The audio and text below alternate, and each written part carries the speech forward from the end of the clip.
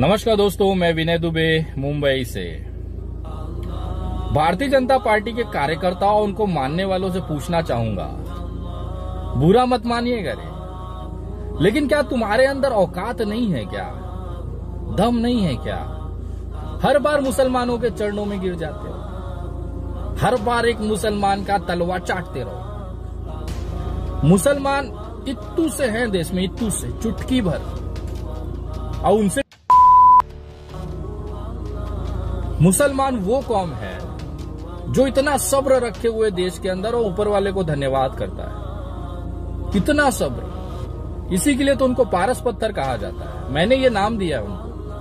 भारत का मुसलमान और इस्लाम को मानने वाला किसी पारस पत्थर से कम नहीं है, क्योंकि इसी मुसलमान और इस्लाम को गाली देके कितने ही भंगार जो थे ना, जितने भंगार थे वो आज सोना बनने की कोशिश कर रहे हैं।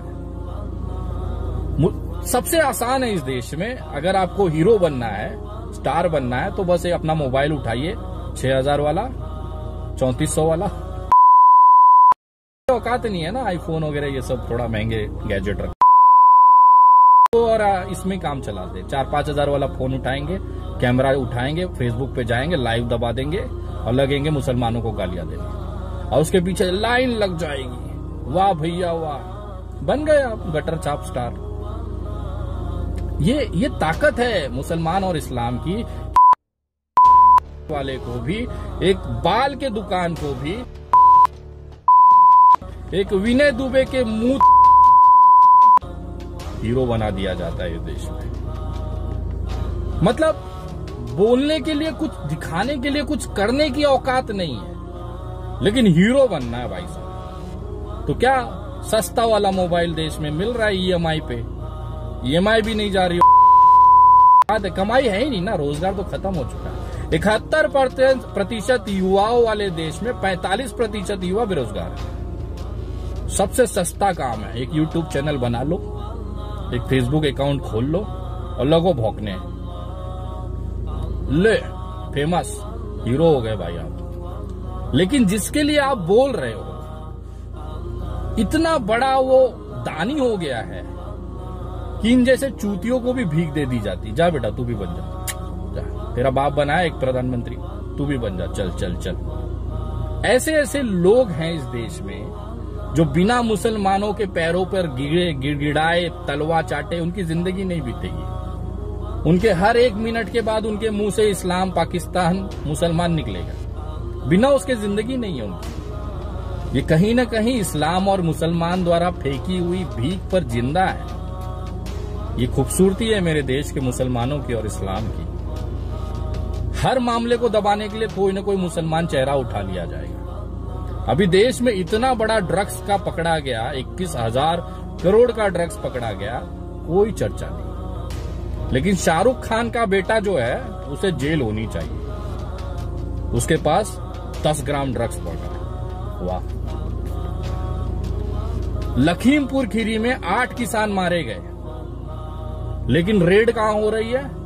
मौलाना कलीम सिद्दीकी के घर पर, क्योंकि कोर्ट में हमने गिरफ्तार तो कर लिया, सबूत कहां से लाओगे? 5 लाख हिंदुओं का धर्मांतरण करा दिया मौलाना साहब ने। वाह। ये आरोप है यूपी सरकार के, जो इन्होंने कोर्ट में दिखाए और मांगा 14 दिन की रिमांड कि मुझे 14 दिन दीजिए, हम सबूत जमा करके दिखाना चाहते हैं कोर्ट में। कोर्ट ने ग्रांट कर दिया। अब 14 दिन लगभग पूरे होने आए। पुलिस के पास उनके हाथ में मिला एक घंटा जो बजा रही है दिन भर। मौलाना कलीम सिद्दीकी जी ना स्कॉलर हैं, इस्लामिक के मौलाना हैं, और जिसे इस्लाम पता होगा ना, रत्ती भर भी जिसे इस्लाम पता होगा ना, वो ये जानता है कि अगर किसी व्यक्ति को, गैर मुसलमान व्यक्ति को लालच देकर, उसके साथ प्रताड़ना कर कर, उसको डराकर, धमकाकर, समझाकर, बुझाकर, अगर किसी भी तरीके से तोड़ मड़ोड़ कर अगर उसे इस्लाम कबूल करा दिया गया, तो ये इस्लाम उस व्यक्ति को अपनाएगा ही नहीं। यही तो नियम है इस्लाम का। अगर आपने लालच देकर या दबाव बनाकर उसे इस्लाम में ला भी दिया, मुसलमान बना भी दिया, तो इस्लाम धर्म ऐसा है कि उसे कबूल ही नहीं करेगा, उसके लिए हराम है वो व्यक्ति। और मौलाना साहब पे आरोप है कि 5 लाख हिंदुओं का धर्मांतरण करा दिया। लाइए सबूत देश के सामने रखिए।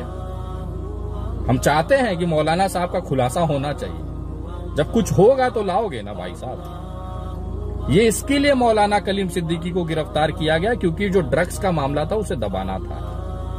और कल वापस जब उनके घर पे रेड हुई है वो इसके लिए हुई है कि लखीमपुर की जो घटना है उसे दबाया जा सके। ये घर पे गए, तकिए उधेड़े, चद्दर हटा के देखा, गादी के नीचे देखे, टॉयलेट तक चले गए, टॉयलेट के गोल के अंदर तक हाथ डाल के देखा कि कोई कागज मिल जाए जो हम दिखा सके। खाली हाथ सब वापस आए हैं। और यकीन मानिए, सब्र देखिए इस्लाम का और देश के मुसलमानों का कि वो आज भी खुश है, खुशहाल हालत में है। जो नफरत करते हैं मुसलमानों से, बेचारे उनकी जिंदगी झंड हो चुकी है। बवासीर हो गया है विशेष अंग में उनके। रोज खून की उल्टियां होती हैं पिछवाड़े से, मुसलमान और इस्लाम के नाम पर। अरे यार, ये देश का मुसलमान और इस्लाम इतना बड़ा दानवीर है, एक झंडू को कहां से कहां पहुंचा दिया। एक गोदरा कांड करने वाले को आज प्रधानमंत्री बना दिया भाई, इसी मुसलमान ने। इनके फीके हुए भीखों पे आज सरकारें चल रही हैं। अपनी कमजोरियां, अपनी नाकामियां छुपाने के लिए मुसलमानों का पैरों पर गिड़गिड़ा कर भीख मांगा जाता है। ये देश है मेरा हिंदुस्तान। 110 करोड़ की हिंदुस्तान में आबादी है हिंदुओं की, 14 करोड़ मुसलमानों। हिंदू खतरे में बता दिया जाता है। मतलब कुछ भी ये न दिखाएं तो इनको एक प्रधानी चुनाव जीतना असंभव है। विश्व की सबसे बड़ी राजनीतिक दल भारतीय जनता पार्टी की के रखी है। अगर उनकी औकात निकाल के किसी ने रखी है, अगर उसको मानने वाले कार्यकर्ताओं की अगर किसी ने फाड़ के रखी है, विशेष अंग में अगर किसी ने बवासीर बना के रखा है, तो वो है भारतीय मुसलमान। है कि हर बात में ये खतरे में रहते हैं। आराम से कौन रहता है? मुसलमान, इस्लाम। क्योंकि इस्लाम कहता है सब्र रखिए, अपने ऊपर वाले के ऊपर विश्वास रखिए, किसी के साथ गलत नहीं होगा। मेरा सनातन धर्म भी यही कहता है कि अपने धर्म का अभिमान करिए, लेकिन दूसरे धर्मों को सम्मान दीजिए। तो ये सनातन और इस्लाम एक ही है। उसको मानने वाले, उसकी प्रक्रियाएं अलग हो सकती हैं, लेकिन आखिर में अगर उसका आप समरी देखेंगे, एक संक्षेप में अगर देखेंगे, तो दोनों एक ही चीज सिखाती है, वो है मोहब्बत और इंसानियत। आप नफरत करते रहिए, अब मोहब्बत और इंसानियत बांटते रहिए। देश के मुसलमानों को विनय दुबे का सल्यूट है, सलाम है आपके दिए, आपके दिखाए हुए सब्र के लिए। आज के दौर में जिस कौम के साथ इतनी तानाशाही हो रही है, इतनी बर्बादियां की जा रही है, उसके बाद भी आप लोग जिस हौसले और जज्बे के साथ इसका सामना कर रहे हैं, सब्र रख रहे हैं, विनय दुबे उस सब्र को, उस कौम को सलाम करता है। जय हिंद, जय महाराष्ट्र। सब्सक्राइब कीजिए हमारे चैनल को और बेल आइकॉन को दबाइए हमारी लेटेस्ट वीडियो सबसे पहले देखने के लिए।